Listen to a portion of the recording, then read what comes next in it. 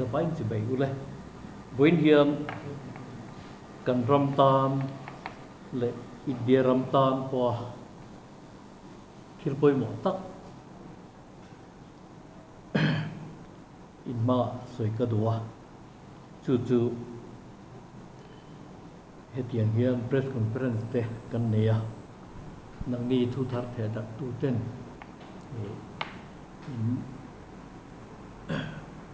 professor nani ang taka min lo the kan sak le tu zeu point ka dua chuwa hian lon thu po ka soi hal po kan ni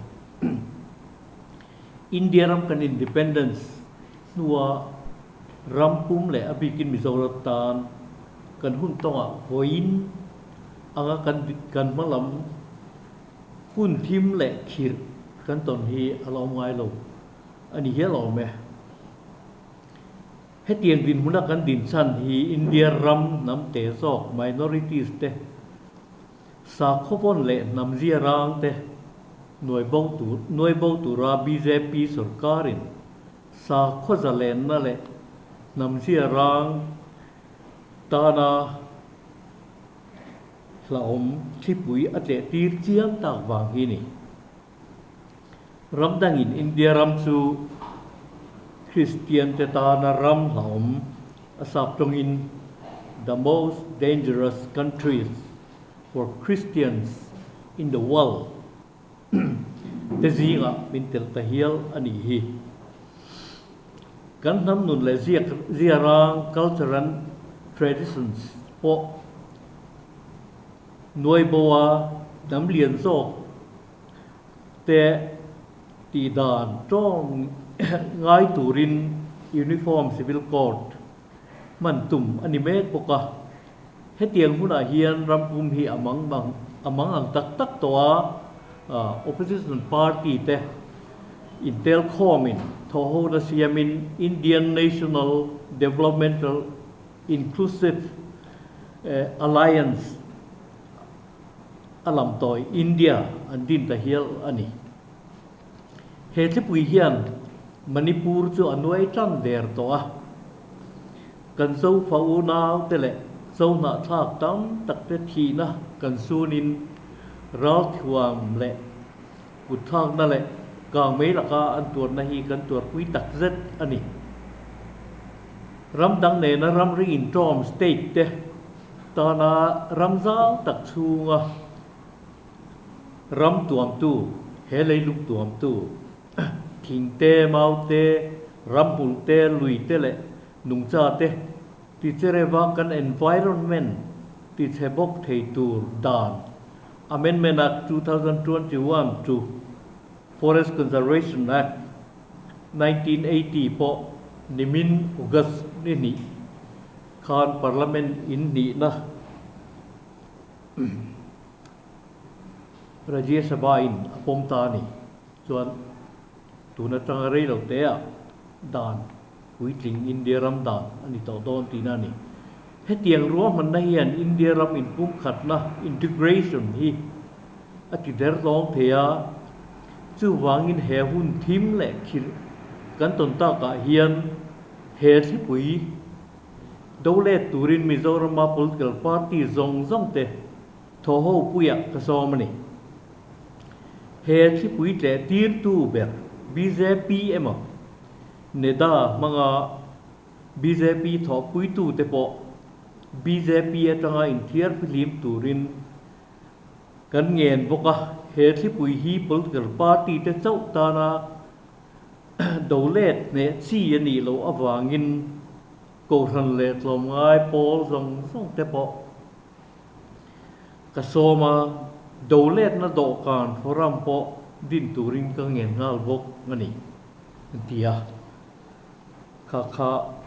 atu chanchin bumi lam te chon in chiang pek to amai ro chu party pui anga press conference meu ko wa nang ni ma han soi chua kan ngen na te kan som na te Mizoram political party te na an lo ngai pui mo te kan be se ya tin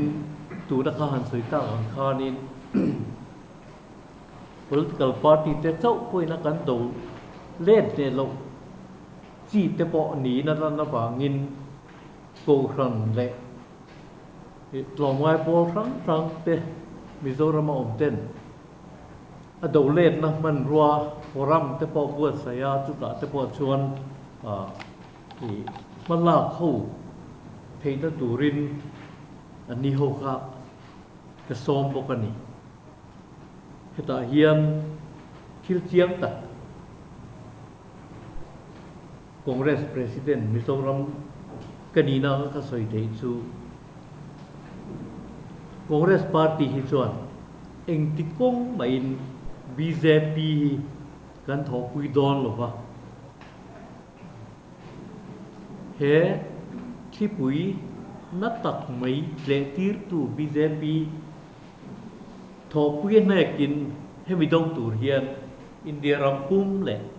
มิโซรัมพอเฮียนมาให้กันละเวเร่งอันนี้ตีข้า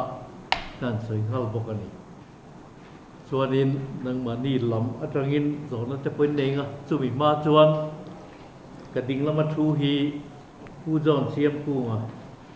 กันSecretary GAD อเมริกาทีนกับไปแล้วมันมีฮิอินเทียเสียได้แม่อินทอปุ้ยเร่งดักตร์ละเลียนชูงอ่ะอันนี้บอกกัน GS นี่อินมีเดียแล้วมากันเชอร์แมนอันนี้บอกกันนี่ไอ้เงี้ยมาส่งแล้วแต่ชาดูดูอินในชวนกันเถียงกันหลงช่างอ่ะให้ฮีอินเทียเจียนไอ้แบบผู้ส่วนสิงอ่ะ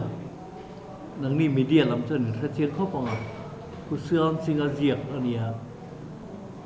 The end of India ติดตกไหมนี่จู่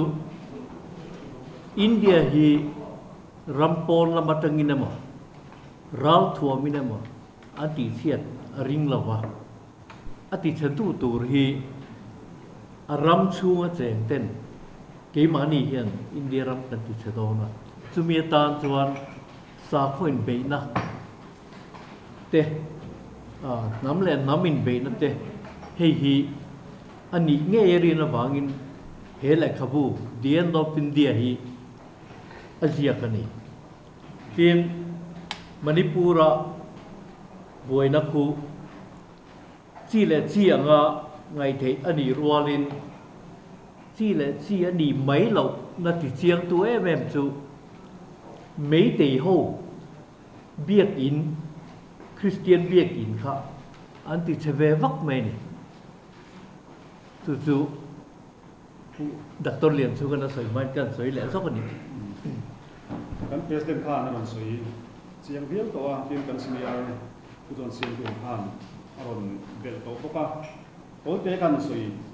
จู่กินดุดว่าขี้ปุ๋ยอัดเลี้ยงเนี่ยกันปีอินสวยไทยนะอันนี้โดนี่คิดแทงตักอันนี้เสียที่อามุนาเจงอินเดียรัมพิลริลากันคริสเตียนมิโซมุสลิมชันนารีมิโซถกเงี้ยเตะเละพาสตอร์เอโปอินเจ้าตะการอันหูเละอันต้นเชียอันนี้ดร.วันซังลูระSerampur College Principal Zone na interview na pokhan siya takin BJP hian dan mangin Christian te le sa ko te naw dang te hi min nek che me ka ni ti kha asoya chumi soila atanga hi lo lang pakhat chu Foreign Contribution Regulation Act mangin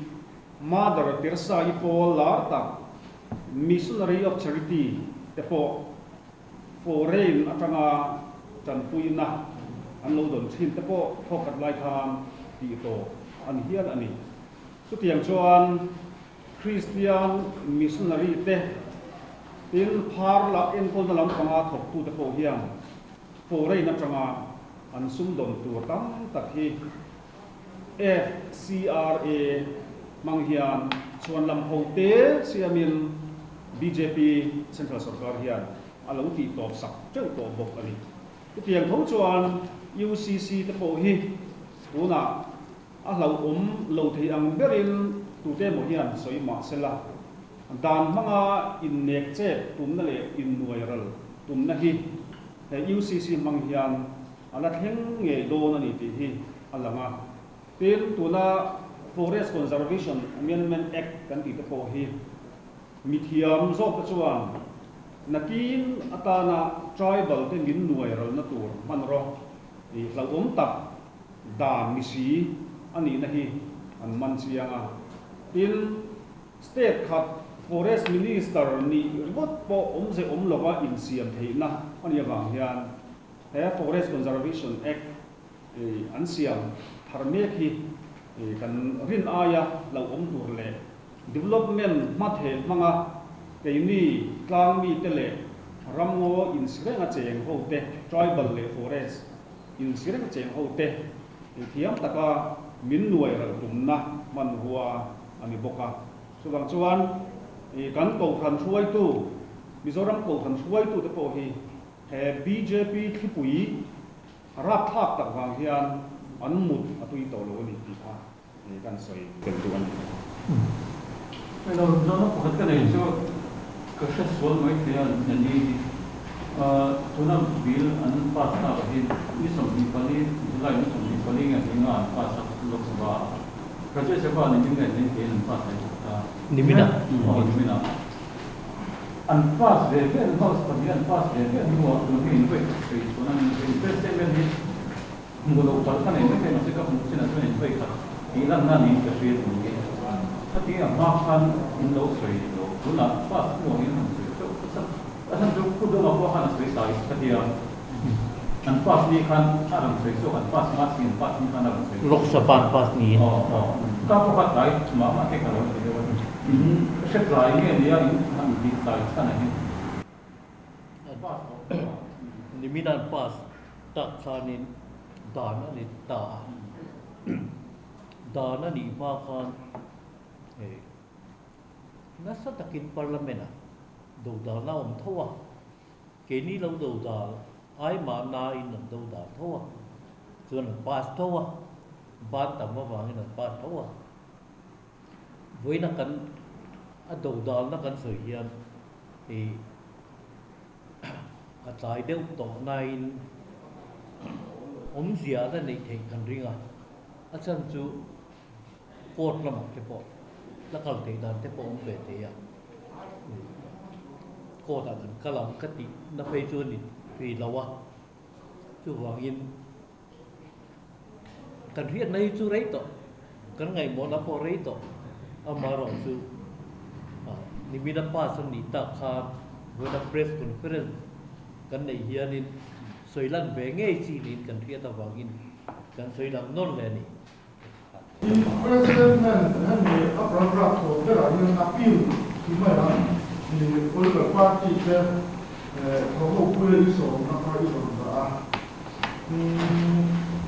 da hum tin le ki kan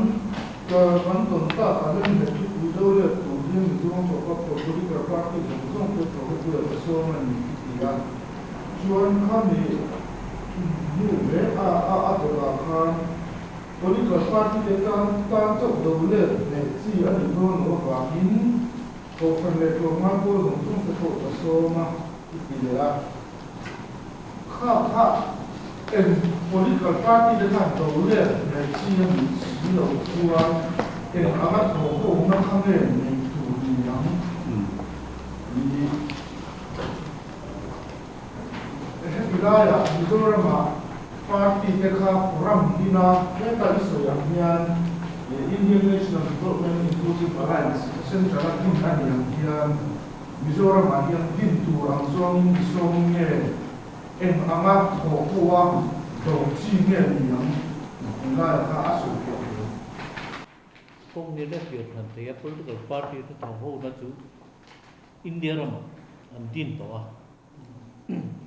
chu ta chuan Mizoram MNF te ze piet te pen du chuan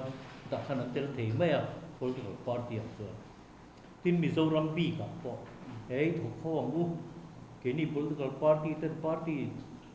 te soi soi hun to le ne ti ba ka MNF te chuan ne da manga BJP tho ho pui te po hi với nghề ở phố hiền thì anh nhìn sụt vết thế này chú thọ hồ nát tù ra ta na thua mình bel hẳn bay nát tù anh đi à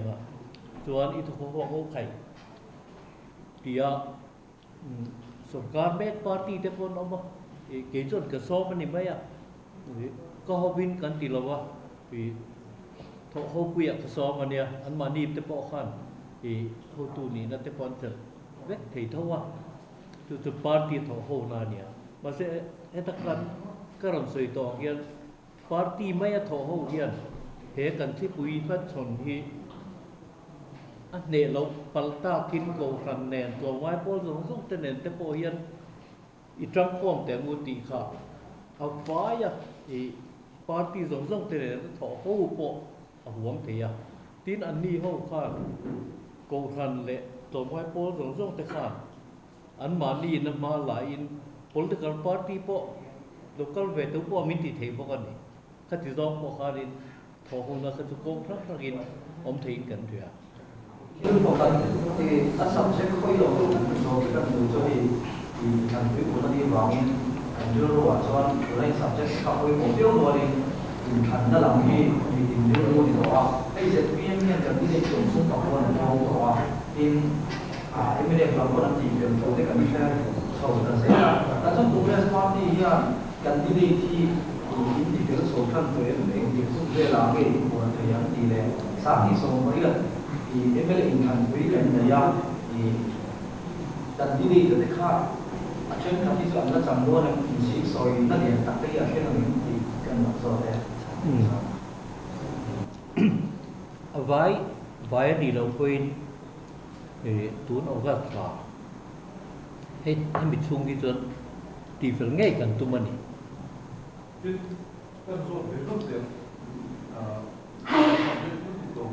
这个可是的话，他以 MLA รุ่นนายพานสินโลบินพระลาวิวเสียคนละตัวจะเป็นลาก็กินอย่างเดียวทั้งหมดที่นั่นละถ้าด่าการสินโลบินถ้าอีละเวียนเนี่ยเราเนี่ยสวยอันนี้อ่ะคืออันนี้เก่งอย่างนี้ถ้าใครอีโลล่าเวโลคันอีไล่เลยก็อี MLA ชุดพันผมมีเป็นช่วงอาการไม่คัดไม่บินเวียนที่ลงนี้สวยออกมาช่วงไอ้โซ่เลยผมให้ได้อะผมชัวผมที่ดีวางเงี้ยเองวางเงี้ยที่ได้ครับ press meeting มันเขียนเสร็จสักละซินโนบิลเตียกันเขียนหลักตาปีตลอดวันนี้ติดผู้ดำเนินกุ้งเป็นหลักกริ่งเราแล้วเราที่กันตั้มเข้าปังที่ MLA ตั้มตักเขียนนั่นเราปังจุดประคัตนาคาเนี่ยเป็นมินิสเตอร์นิยานกันสินนะกันโถเทนะส่วนมันเตกันแห่งมันเตฮี TADN ที่ traveling allowance เลย daily allowance อันที่เอามาข้าขจูตูเปิ้นกันละเบกันมินิสเตอร์เปิ้นกันละเบกันทีน MLA พอเฮียน official ละสกา official ละกับส่วนละเท่าไหร่อามาจู MLA ลงเตหิจวนในมินิสเตอร์เตหิอันจวนเส้นส่วนลายเฮียน daily allowance กันที่ฮีอันหลังไงละวันนี้ตู้ไม่นั่นละละมินิสเตอร์เร่งเฮียนจวนเส้นส่วนลายเส้นส่วนนั้นเตลเวมัน daily allowance อันหลังไงละวะอามาจู MLA ตัวจวนอันละทีนั่นนี่ลากตัวเนี่ยดานเอามาtin kema bi ka chon sa du ko som ko patuma tanga kuarian inkara khan adan anga MLA te na kan chan vo ve tu ta te da daily allowance te ka chu kala ve thi na ni amaro chu khati hun lai khan daily allowance ka MLA ni lai nia thu don tai la ama ni ni tho tan le tho le anu ni ninga ni le sirtop ni available common ninga kha kan bil thei thina voi khat emo hi ka bil ve a kan en chian khanin ni khat chau committee si voi nga han bil kha tikin ka re lawa e ka bil kha anon ti le huna khan anon siam le huna khan ama ni le anu ni kha ka thai chia ka tiang khanin adu zera po khanin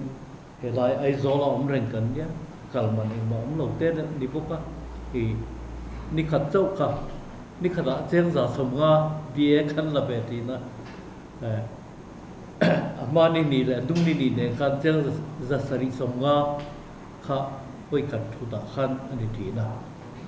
ya tin kan ml puite un la zo ko om saya te lok lai te lung le te le kun dang om then kan te kha chuan aron kalwan le a hom te po an bi langa adik lo na om lo kha ka tu ti a bil ki ba kha dik lo pal ovani lo chuan ke ma chuan daily allowance khati un lai ninga ni thi na kha ni khat kha kala tam berani voi ni khat hi chu kala man mai te e pu do ma soi kha tu dik ve de won ya kan lo sai ve mai bok thi na ni e office lama tang aron pe dia ma anon ti hian chuan he dan ka pu san ro te sil kan suwe an tia kan lo sai ve mai thi na ke po e MLA kan dia nga kan committee na ni chu committee na ami khasu voi ni khasu kalau la be man mai the ma se ma ando khan chon kan trap MLA trap sum jong khan chon ni khat lir nin karia ari ko te po buturo ma pakat rozo le kan topic kan panga ka kami at in turan bi tangan lang ta tu BJP kha mizoram kan tabom mizoram kan tabom ang khan ni ta tu BJP ang ngani lo wat om sa ni lo BJP kha do puyan ko kan te oi me te ka in son ta oi me le ko kan ta wa ti mal tu na bi kan do chia ma kha til di ti ni do nem ni a e na pa pi le pa pi tu in be ya in lo ka tu che NGO lang ke tan le ko kan ta na wa ti mal tu mo alang sa ke mo ka te no han do pa til di ti ni do nemที่อันนี้ลำก็ใกล้ตัวเราว่าตีอัดรูละนี่ก็เตียนี่ตีอะต้มบ่มแต่พอไม่ทิ้งตั้งแต่ถัดไทยตัวราคาตีซีนี่เราเตียนเรียมาเสสิไปตั้งแต่อันไว้แต่ละที่ไอ้คานส่วนตีอัดรูละเตียนตีไม่อยากช่วงเดียวส่วนโกรันพ่อข้านี่มาปาร์ติมาลข้าอัดรูละนี่ส่วนđông lên về ngắm mấy tủ rạ tới chân mấy xe mà sẽ kể đi thua này lâu cắn nghiền nó thì sao nên là pakat về đó Indian National Democratic Party pakat India the president and the Khan the Congress Party pakat Indian Khan kalau siapa national level lah rampung level Khan dan yang ka tusoi pakat asuhan in the Congress yang Prime Minister support to bring to the Prime Minister for the incoming cut of the pandemic yesterday cut our at the level of Australia to what can be because of at the time to Congress here in the top in the UPA and Khan in country some total in the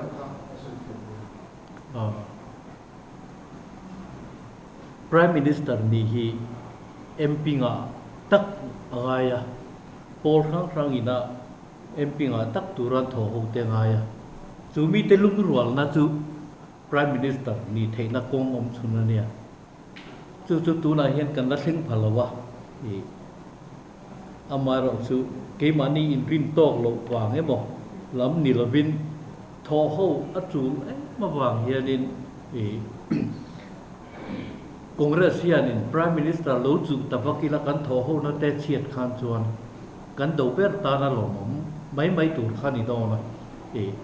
ke mani rin tok lama chon kan in rin tok khop maya pura hul gandhi hi อินเดียมีปุยเฮียนินอันริงตามาตุนอภิรัตน์อันนี้เวเบอร์ฮิโมก็ที่เฮียละจู่ฟังส่วนเกมานีละมาส่วน Prime Minister ตูนpoint กันตัวพรรคอังส่วนกันตัวรำปุ่มโพเห็นมินดูคุยเสกันดูบกะตีละว่าส่วนมารินโตกโลฟังโมคงเรื่องรินโตกโลฟังPrime Minister นี่จู่งำเราขัดกันดีแล้ววะมาเสถาวนาทัดจงนาตูรินเหตุที่เรียเรารีนี่ไม่กันยา NDA ได้หรอเขาว่า NDA ขาดโตโดนอัน โอ้ นี้ NDA NDA คือโอ้ UPA เอ็นที่หมอ UPA ขาดโต UPA เขาจะทำเขาจะตอบตัวตัวรักขังไงมาเสตัวน่ะเหตุเจอร์ปาร์สอนเสตุกันนั่นเองอ่ะปีส่วนเดียกันดี UPA เจอร์ปาร์สอนอะไรนี่เร่งตัว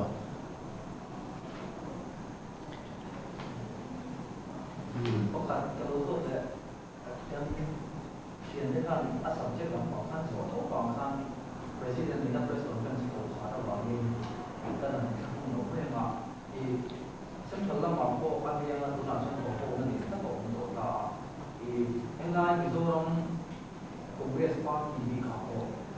นี่เดี๋ยวพี่ตีเลยแต่หันสิกซอยเดลคอยตุลาฟังหันสิกซอยล้างผมจะบอกเขาตาตัวนั้นยังมีตัวรองคงเรียกว่าได้สมรสกับมีที่อีกขั้นมีมาส่งตัวเรียกคอยตุลาฟังเรียกว่าที่สูงที่ini jumlah saya kan din lu dual mak sosial tu kan ni lo kan din lu dual memang ni